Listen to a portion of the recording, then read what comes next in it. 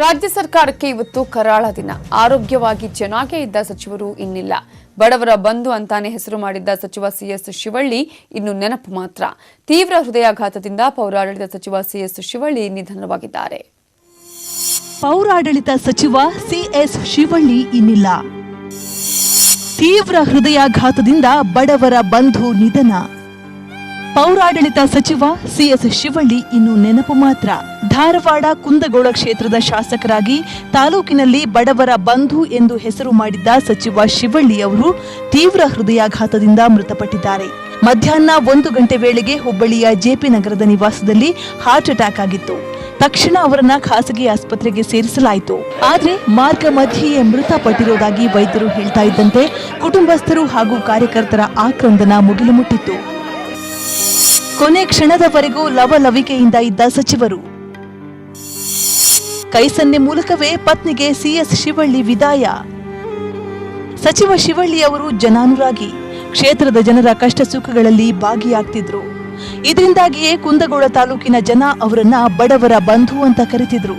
ಧಾರವಾಡದಲ್ಲಿ 5 ಅಂತಸ್ತಿನ ಕಟ್ಟಡ ಕುಸಿದ ದುರಂತದ ಸ್ಥಳದಲ್ಲಾದ ಸಾವು ನೋವಿಗೆ ಮರುಗಿದ್ರು. ನಿನ್ನೆ ಕೂಡ ಸಿಎಂ ಕುಮಾರಸ್ವಾಮಿ ಜೊತೆಗಿದ್ದು ದುರಂತ ಸ್ಥಳದಲ್ಲಿ ಪರಿಸ್ಥಿತಿ ಅವಲೋಕಿಸಿದ್ರು. ಈ ನೋವನ್ನ ಹೊತ್ತಿದ್ದ ಸಿಎಸ್ ಶಿವಳ್ಳಿ ಅವರು ಇಂದು ಮಧ್ಯಾಹ್ನ 12:30ಕ್ಕೆ ಕಾರ್ಯಕರ್ತರ ಜೊತೆ ತಮ್ಮ ಮನೆಯಲ್ಲಿ ಮಾತಾಡ್ತಿದ್ರು. ಈ ವೇಳೆ 12:45ಕ್ಕೆ ಎದೆ ನೋವಿನಿಂದ ನಡುಗಲು ಆರಂಭಿಸಿದ್ರು. ಮನೆಯೊಳಗೆ ಹೋದ ಸಚಿವರು ಮಜ್ಜಿಗೆ ಸೇವಿಸಿದ್ರು. 1 ಗಂಟೆ ವೇಳೆ ವಾಂತಿ ಶುರುವಾಯಿತು. ತಕ್ಷಣ ಪತ್ನಿ ಕುಸುಮ ಅವರು ಬಂದು ಆರೋಗ್ಯ ವಿಚಾರಿಸುತ್ತಿದ್ದಾಗ ನಾನೇನು ಬದುಕಲ್ಲ ಅಂತ ಕೈ ಸನ್ನೆ ಮಾಡಿದ್ರು. ಪತ್ನಿ ಕುಸುಮ ದುಃಖದಲ್ಲಿ ಅಳಲು ಶುರು ಮಾಡಿದಾಗ ರೂಮ್ಗೆ ಓಡಿ ಬಂದ ಕಾರ್ಯಕರ್ತರು ಆಪ್ತ ಸಹಾಯಕ ಬಾಯಿಯಿಂದ ಬರ್ತಿದ್ದ ನೊರೆ ಒರೆಸಿ ಎದೆಗೆ ಒತ್ತಲು ಶುರು ಮಾಡಿದ್ರು. 1:20ರ ವೇಳೆಗೆ ಮನೆ ಹತ್ತಿರದ ಲೈಫ್ ಲೈನ್ ಆಸ್ಪತ್ರೆಗೆ ಸಾಗಿಸಲಾಯಿತು. ಐಸಿಯುಗೆ ಕರೆದೊಯ್ದ ವೈದ್ಯರು ಪರೀಕ್ಷಿಸಿದಾಗ ಮಾರ್ಗ ಮಧ್ಯೆಯೇ ನಿಧನರಾಗಿರುವುದಾಗಿ ತಿಳಿಸಿದ್ರು. ನಿಧನದ ಸುದ್ದಿ ತಿಳಿಸಿದಂತೆ ಕಾರ್ಯಕರ್ತರು, ಬೆಂಬಲಿಗರು, ಸಚಿವರ ಆಪ್ತರು ಆಸ್ಪತ್ರೆಯತ್ತ ದೌಡಾಯಿಸಿ ಕಣ್ಣೀರು ಹಾಕಿದ್ರು. ಅಂತಿಮ ದರ್ಶನದ ವೇಳೆ ಅಭಿಮಾನಿಗಳ ಕಣ್ಣೀರು. ನಾಳೆ ಸ್ವಗ್ರಾಮ ಯರಗುಪ್ಪಿಯಲ್ಲಿ ಅಂತ್ಯಕ್ರಿಯೆ. 6 ಬಾರಿ ಶಾಸಕ ಸ್ಥಾನಕ್ಕೆ ಸ್ಪರ್ಧಿಸಿದ್ದ ಎಸ್ ಶಿವಳ್ಳಿಯವರು 3 ಬಾರಿ ಗೆದ್ದು ಸದ್ಯ ಮೈತ್ರಿ ಸರ್ಕಾರದಲ್ಲಿ ಪೌರಾಡಳಿತ ಸಚಿವರಾಗಿದ್ರು. ರಾಜ್ಕುಮಾರ್ ಅಭಿಮಾನಿ ಬಳಗ ಸ್ಥಾಪನೆ ಸೇರಿದಂತೆ ಮಹದಾಯಿ ಹೋರಾಟದಲ್ಲಿ ಮುಂಚೂಣಿಯಲ್ಲಿದ್ರು.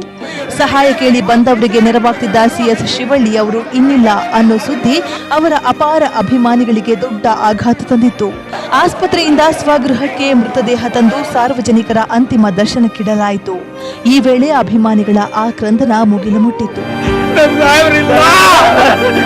ಸಂಸದ ಪ್ರಹ್ಲಾದ್ ಜೋಶಿ, ಶಾಸಕ ಅರವಿಂದ ಬೆಲ್ಲದ್ ಸೇರಿದಂತೆ ಜನಪ್ರತಿನಿಧಿಗಳು ಅಗಲಿದ ಸಿಎಸ್ ಶಿವಳ್ಳಿ ಅವರ ಅಂತಿಮ ದರ್ಶನ ಪಡೆದರು.